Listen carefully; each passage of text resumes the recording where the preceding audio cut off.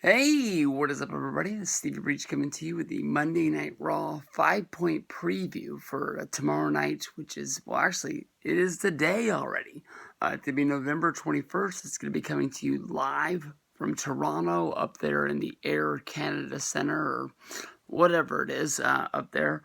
They're strongly hinting that Goldberg is going to be on the show in order to sort of, I guess you can say, like, show off his victory. This either could go two ways. It has been being reported that Goldberg is going to be wrestling at the Royal Rumble. That WWE was able to see how over Goldberg is due to his return. A lot of people knew that this was going to be a one and done situation for Goldberg and WWE, who didn't work well back in 2004, but they were able to come back and give it one more fighting chance because WWE needed something to give them a kick in the pants.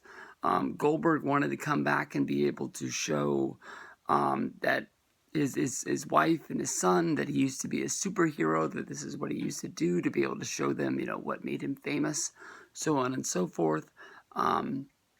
This could either go two ways. Goldberg could come out, basically say, this is the best night of my life, thank you very much, ride off into the sunset and act like this never happened. Or Brock can come out and kick his ass, much like the night after WrestleMania 31. Brock came out on Monday Night Raw, basically said, I want my championship back because Seth Rollins cashed in. He lost his title without actually losing the match due to Rollins pinning Reigns. He lost here at Survivor Series. There's no doubt in anybody's mind. We've seen big matches that Brock Lesnar was involved in where he's here today and gone tomorrow.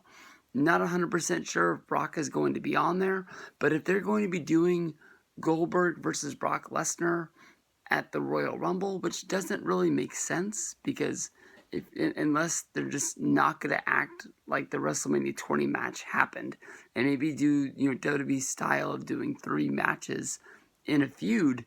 You've got Goldberg wins the first one. Then maybe you have the Rumble where Brock will beat Goldberg in some funny finish, which sets up the WrestleMania match where you do the rubber match, and that's the end-all, say-all for the thing. But even though when it comes down to it, honestly, in my mind, I'm not sure if you guys are a lot like me. I always remember the first match of the feud more than anything else.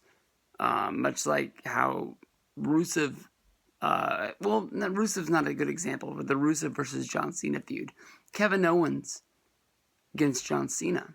Everyone remembers Owens beat Cena at Elimination Chamber in his debut match. It wasn't, was it? I can't remember if it was the U.S. Championship Open Challenge or not. I don't think it was. I don't think the championship was on the line because I don't think Owens won the title and then lost it back. I'm not 100% sure about that, though. I know he's been Intercontinental Champion twice and the Universal Champion once. That I do know. But when you think about that, you always think about Owens winning that first match, even though I don't think Owens ever beat Cena again. AJ's beat him once. AJ beat him twice. He owes Cena a win. We haven't seen it yet, but it's coming sooner than later. A lot of people think it might be at WrestleMania for that Universal Championship, but we're not sure. It might not happen. Undertaker might have something to say about that, but when we look at that, man, that doesn't make sense either because of that whole deal. But Goldberg's going to be at Raw. Going to be the end-all, be-all for the Toronto people. They had a great weekend. They had the great NXT show. They had a great Survivor Series. That whole show was really, really good. And then they got Raw here. I'm not sure if they got SmackDown or not, but Goldberg on Raw. I hope Brock is there.